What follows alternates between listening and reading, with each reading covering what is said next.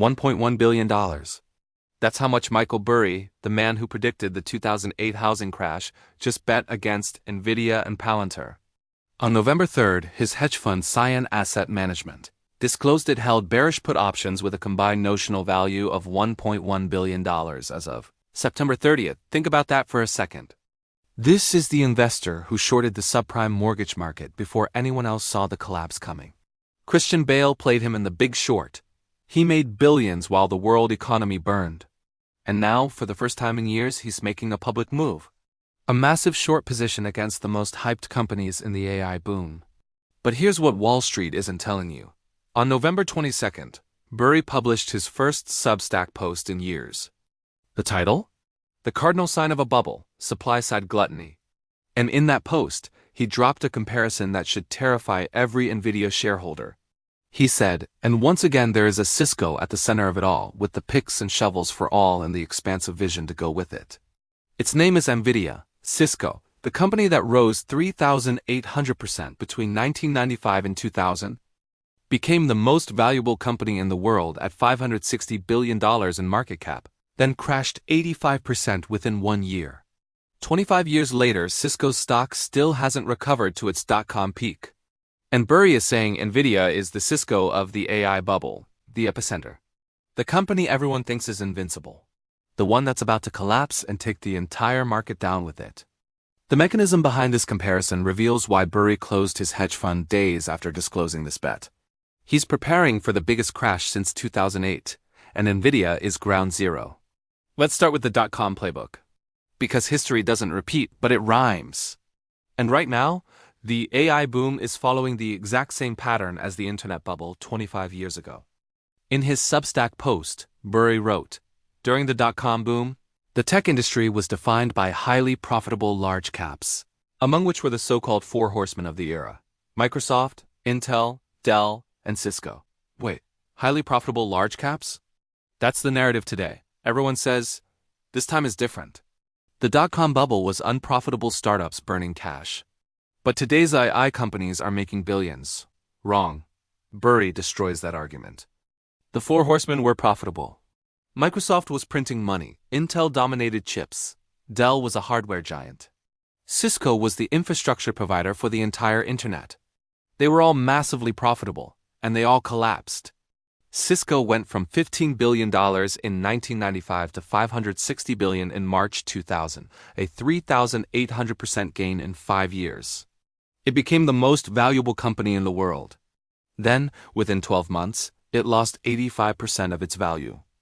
By October 2002, the Nasdaq had fallen 77% from its peak, wiping out more than $5 trillion in market value. Now let's look at today. Burry identifies the five horsemen of the AI boom: Microsoft, Google, Meta, Amazon, and Oracle. And at the center, Nvidia, the picks and shovels company, the infrastructure provider. Nvidia's stock has surged 12-fold since the start of 2023. Its market cap hit $3.4 trillion in June 2025, making it the most valuable company in the world. Sound familiar? But the chart I'm about to show you reveals the trap that's about to snap shut. Burry calls it supply-side gluttony. And it's the cardinal sign of every bubble in history. Not speculation, not irrational exuberance. Supply-side gluttony.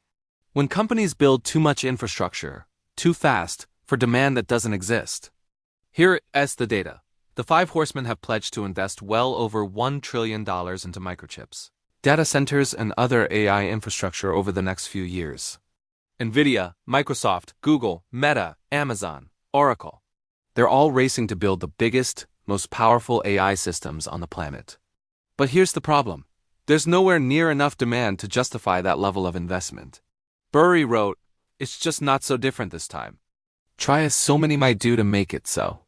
A key issue with the dot-com bubble was catastrophically overbuilt supply and nowhere near enough demand. The internet boom saw telecom companies laying millions of miles of fiber optic cable. They spent hundreds of billions building infrastructure for a future that was years away. When the bubble burst, bond investors in those telecom companies recovered just over 20% of their investments. The rest? Vaporized. Now, AI companies are doing the exact same thing. They're spending $1 trillion on chips and data centers, forecasting enormous growth that may never materialize. And when reality hits, when the revenue doesn't come, the infrastructure becomes worthless. The companies collapse. And Nvidia, the supplier of all those chips, crashes hardest of all. But there's another mechanism at play. One that's even more insidious.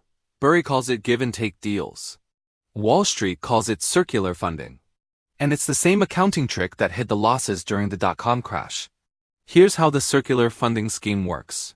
On September 22, 2025, Nvidia announced it would invest up to $100 billion in OpenAI and supply it with data center chips. Think about that. Nvidia is giving OpenAI $100 billion. And OpenAI is using that money to buy Nvidia chips. It's not a sale. It's a loan that comes back as revenue. Nvidia books it as income. OpenAI books it as infrastructure investment. Both companies report massive growth. Investors celebrate. Stock prices soar. But no actual value is being created. It's just money moving in a circle. Then it gets worse. Nvidia announced it would invest $10 billion into Anthropic. In return, Anthropic will invest $30 billion to scale its Claude AI model on Microsoft's Nvidia-powered Azure cloud platform. Again, Nvidia's money comes back as revenue through Microsoft's cloud purchases. One analyst from Bernstein said, "On one hand, this assists OpenAI in achieving ambitious goals for compute infrastructure. On the other hand, concerns about a circular economy have been previously raised, and this will amplify those worries." Translation: this is fraud. It's Enron-level accounting. Nvidia is creating fake revenue by lending money to customers who use that money to buy Nvidia products. When the music stops, when the funding dries up, the revenue vanishes, and the stock collapses. CEO Jensen Huang tried to dismiss the concerns, saying the investments are a tiny percentage of Nvidia's revenues, but Burry isn't buying it. He's shorting Nvidia because he knows this circular funding scheme is unsustainable, and when it unravels, it takes the entire AI sector down. But there's a third mechanism, one that Burry has been hammering on X for weeks. Stock dilution. Here's the smoking gun. Since 2018, Nvidia has bought back $112.5 billion worth of stock. That's right, $112.5 billion in share repurchases. You'd think that would reduce the total number of shares outstanding, right? More buybacks equals fewer shares equals higher value per share. Wrong. Despite spending $112.5 billion on buybacks, Nvidia has 47 million more shares outstanding today than it did in 2018. How is that possible? Stock-based compensation. Nvidia reported it paid $20.5 billion in stock-based compensation over that period. But Burry says the true cost of that dilution was $112.5 billion. The entire buyback program went to offsetting employee stock grants. Zero value went to shareholders. Burry posted on X, the true cost of that SBC dilution was $112.5 billion, reducing owners' earnings by 50%.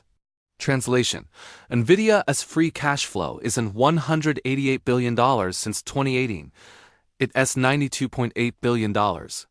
Half of the company's earnings went to employees, not shareholders. And Wall Street has been ignoring this massive wealth transfer. Nvidia's CFO Colette Kress tried to push back, saying the company has visibility to $0.5 trillion in Blackwell and Rubin revenue over the course of 2025 and 2026. But Burry fired back. Just because something is used does not mean it is profitable. He gave the example of airlines retaining old planes to boost capacity during the holiday season, even though they're only marginally profitable and not worth much at all. Nvidia's older chips are far less energy efficient than its newer ones. Customers using them are paying massive electricity bills. And when they realize those chips aren't profitable, they'll stop buying. Demand collapses. Nvidia's stock crashes. So here's the death spiral scenario. The AI boom continues for another 6 to 12 months.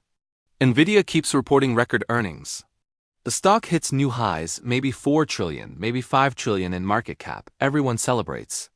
The five horsemen keep spending. Data centers keep getting built. Then reality hits.